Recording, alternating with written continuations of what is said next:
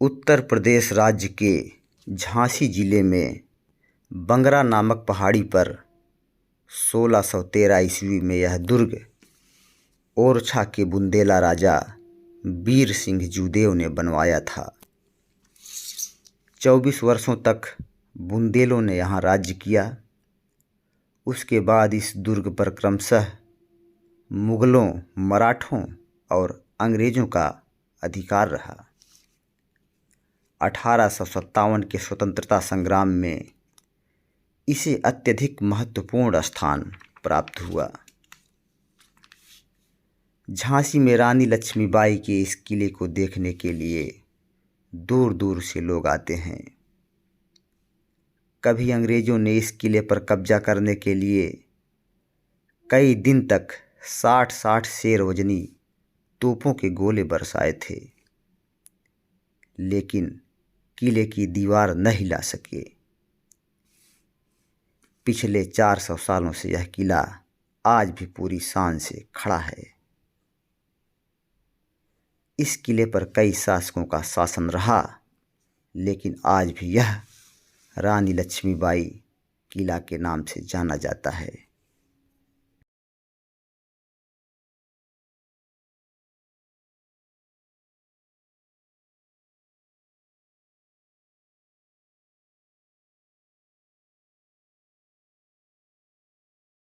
इस किले के गेट का दृश्य, बाहर का दृश्य, और अब हम इस किले के अंदर प्रवेश करेंगे। यहाँ से हमें टिकट लेना है। अब हम झांसी की रानी लक्ष्मीबाई के किले के अंदर प्रवेश करते हैं।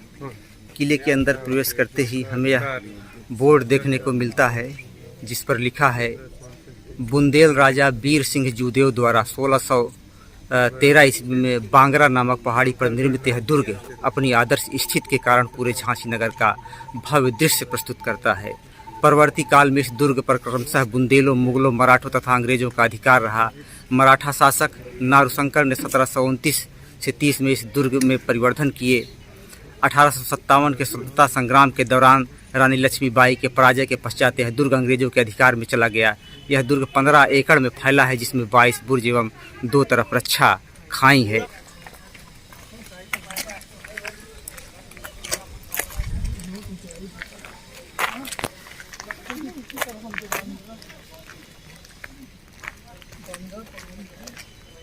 यह बांगरा नामक पहाड़ी है। काफ़ी ऊंचाई पर यह पहाड़ी बनी हुई है और इसी पहाड़ी पर जो है यह दुर्ग स्थित है। और हम लोग अब किले के अंदर प्रवेश कर रहे हैं। देखिए, यह किले का जो है मुख्य द्वार है। काफ़ी ऊंचाई पर हम लोग आ गए हैं। ये चारों तरफ का शहर का नज़ारा है पूरा।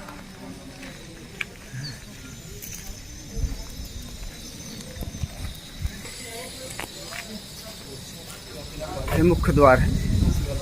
अब इस द्वार से हम लोग किले के अंदर प्रवेश करते हैं।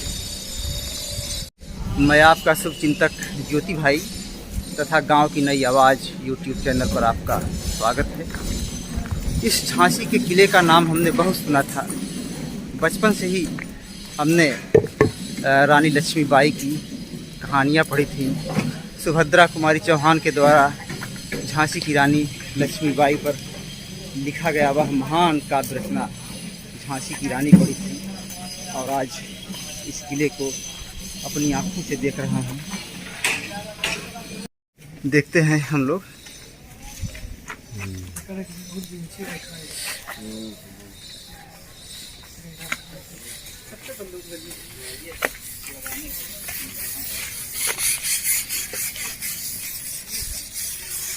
इसमें कुछ काम भी चल रहा है, जीर्णोद्धार भी इसका हो रहा है।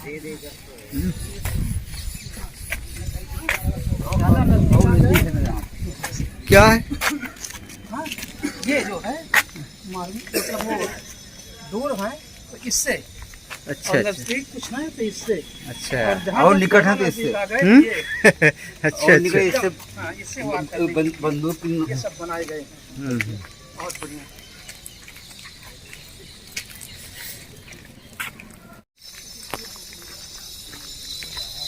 किले के अंदर सुंदरीकरण भी किया गया है जगह जगह।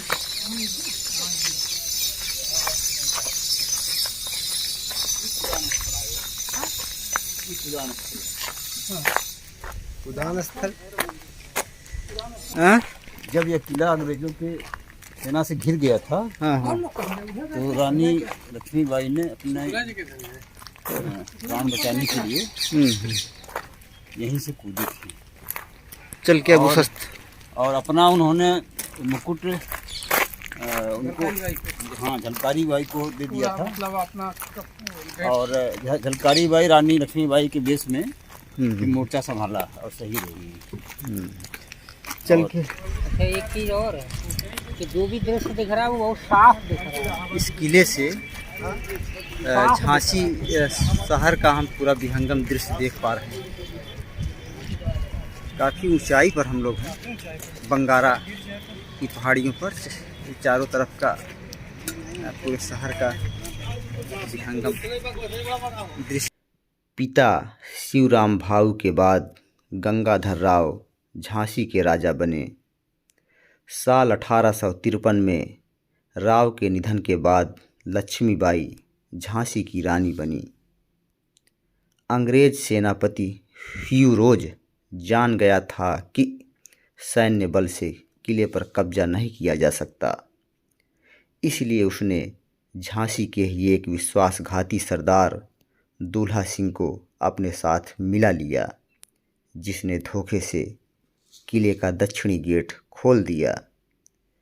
फिरंगी सेना किले में घुसी और लूटपाट तथा लोगों को मारना शुरू कर दिया।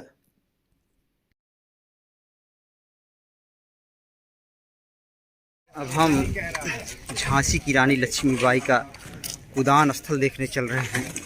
जब वे पूरी तरह से अंग्रेज़ों से घिर चुकी थी और कोई रास्ता नहीं बचा था, तो अपने बेटे को अपनी पीठ पर बांधकर उन्होंने किले के ऊपर से छलांग लगाया था। इस उदान स्थल के पास यह बोर्ड लगा हुआ है। दो बुर्जियों के बीच स्थित यह वर्गाकार चबूतरा उस स्थल का प्रतीक माना जाता है जहां से रानी अपने दत्तक पुत्र दामोदर राव को लेकर अपने घोड़े के साथ 4-5 अप्रैल 1858 की रात्रि किले से बाहर निकल गई थी। प्राकृतिक ढाल के सहारे एवं अपने अदम्य साहस के बल पर रानी किले से निकलकर कालपी और वहां से ग्वालियर पहुंची, जहां दुश्मन के साथ युद्ध करते हुए वीर गति को प्राप्त हुई। अब हम उस उदान स्थल को देखने चल रहे हैं। बहुत ऊंचाई पर बना हुआ है।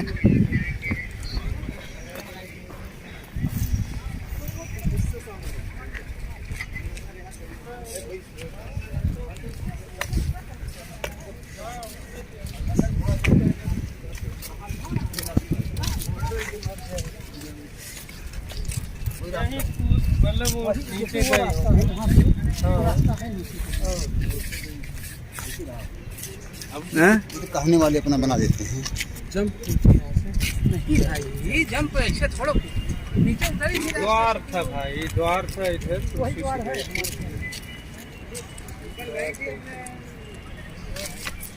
लड़ते हुए जहाँ जहाँ रानी लड़ रही थी उसी स्पॉट ठीक है। 40 साल पहले आए थे ना। ये देखिए उदान स्थल यही है और हम इसको बहुत आगे जाकर ले नहीं सकते। इतना ऊंचाई पर यह किला है और इतना नीचे उन्होंने जंप लगाया था घोड़े से और अपने बेटे को अपनी पीठ में बांध घोड़े की शक्ति का अंदाज लगाई। आप देख सकते हैं फिर घायल हुआ, दूसरा घोड़ा बदलना पड़ा और संभाला वहाँ कैसे कैसे महान लोग रहे हैं। यहीं से रानी लक्ष्मीबाई नीचे इसी स्थान पर कूदी थी।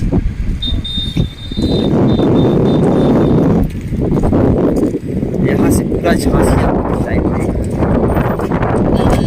रानी लक्ष्मीबाई का जन्म वाराणसी में 1828 को हुआ था। इनका बचपन का नाम मणिकर्णिका था, लेकिन प्यार से इन्हें मनु कहा जाता था।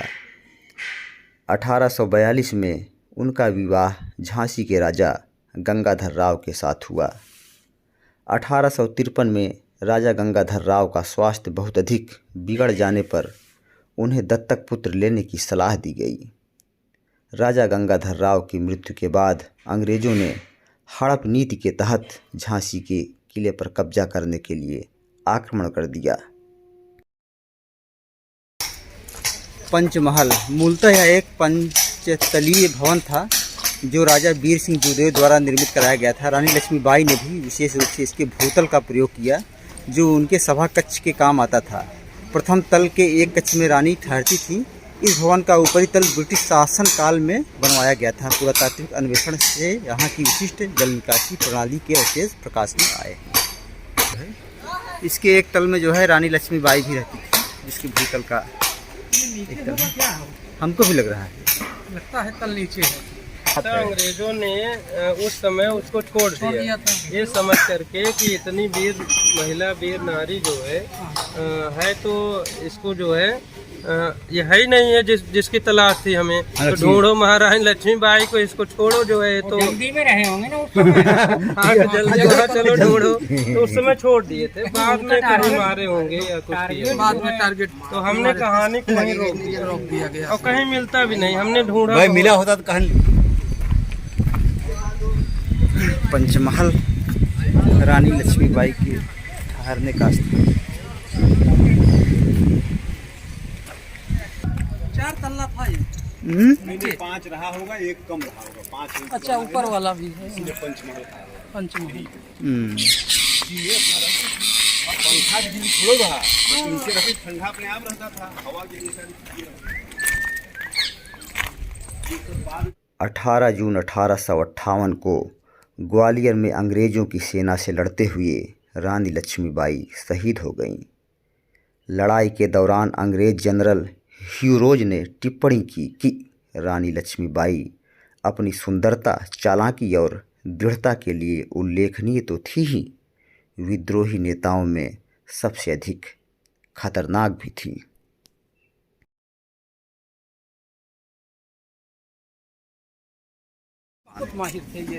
यह गौस खान की कब्र है। रानी लक्ष्मीबाई के प्रधान तोपची और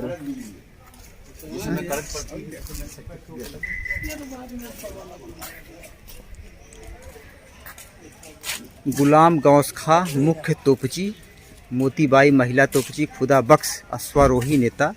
उपरोक्त तीनों युद्ध में 4 अप्रैल 1858 में वीरगति को प्राप्त हुए। आप लोगों की जो है यह समाधि स्थल है। 3 समाधियाँ हैं। हाँ, इसमें जो है 3 समाधियाँ हैं। गुलाम गौस खां मुख्य तोपची, मोतीबाई महिला तोपची भी थी, और खुदा बख्श अश्वारोही नेता। 3 लोगों की 3 सेनापति एक तरफ मानिए।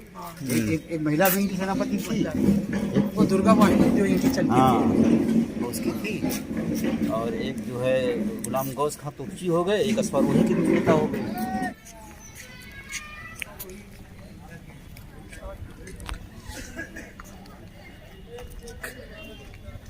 कड़क बिजली तोप इतिहास का जो है सबसे रोमांचकारी स्थान। कड़क बिजली तोप गंगाधर राव के काल की इस तोप की मुखाकृति सिंह सदृश है तथा इसके नेत्र एवं भाव कलात्मक ढंग से बनाए गए थे। चलने पर यह तोप बिजली सी कड़क उत्पन्न करती थी, संभवतः इसीलिए इसे यह नाम दिया गया। तोप के मध्य भाग पर 3 पट्टिकों में विभक्त फूल पत्तियों एवं रस्सी के नमूने का सुंदर अलंकरण है। आइए कड़क बिजली तोप को हम देखते हैं। आप देखिए कड़क बिजली तोप।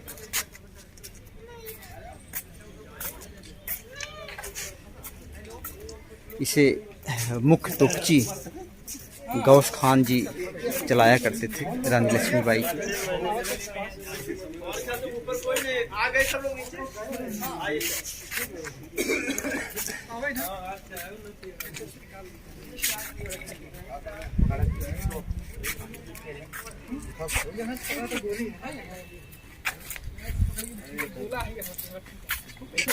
क्या?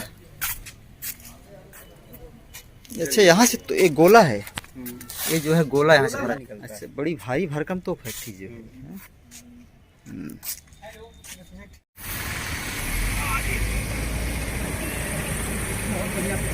ऊपर किले से जहाँ से झांसी की रानी लक्ष्मीबाई नीचे कूदी थी, अभी हमने ऊपर देखा कहाँ से कूदी थी। अब उसके बाद हम नीचे चलते हैं, स्थान को देखते हैं जहाँ से कूदी थी रानी लक्ष्मीबाई। ये देखिए ये स्थान है।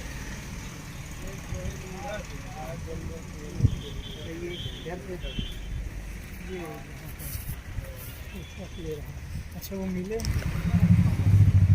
अब यह बना दिया गया है जहाँ कूदी थी। इस स्थान की भव्यता को और दर्शाने के लिए काफ़ी बढ़िया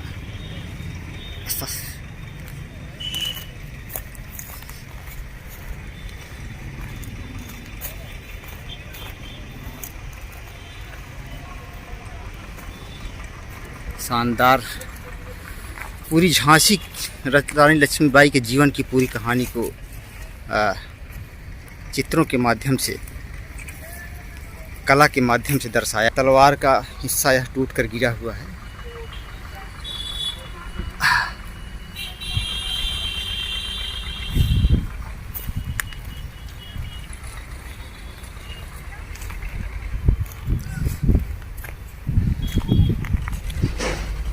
ऐसा लग रहा है कि जैसे युद्ध का सजीव चित्रण हम अपनी आंखों से देख रहे हैं।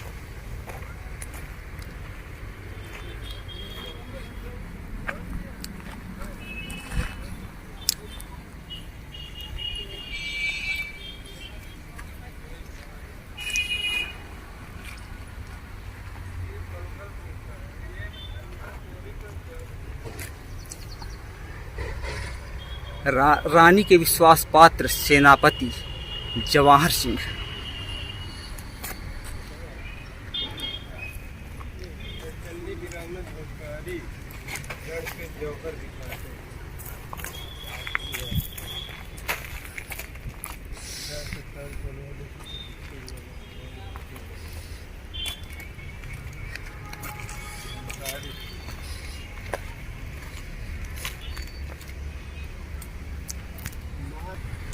रणचंडी वीरांगना झलकारी रण के जौहर दिखाते हुए। ये झलकारी बाई हैं, इनका भी बहुत ही महत्वपूर्ण योगदान रहा है। रानी लक्ष्मीबाई की सहेली रही हैं, अंग्रेजों से युद्ध कर रही हैं। आप देखिए ऊपर एक गौस खां है, मुख्य तोपची रानी लक्ष्मीबाई की।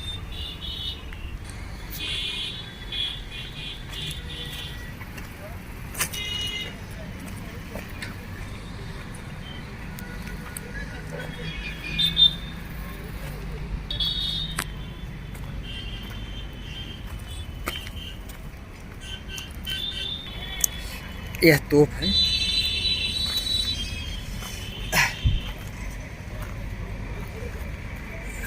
रानी लक्ष्मीबाई के मुख्य तोपची सबसे बड़े विश्वास पात्र गौस खान। मैं आपका शुभचिंतक ज्योति भाई तथा गांव की नई आवाज़ यूट्यूब चैनल पर आपका स्वागत है। अगर यह वीडियो आपको वास्तव में अच्छा लगा हो तो इसे अपने साथियों के साथ शेयर करिए तथा हमारे चैनल गांव की नई आवाज़ को सब्सक्राइब करिए। धन्यवाद।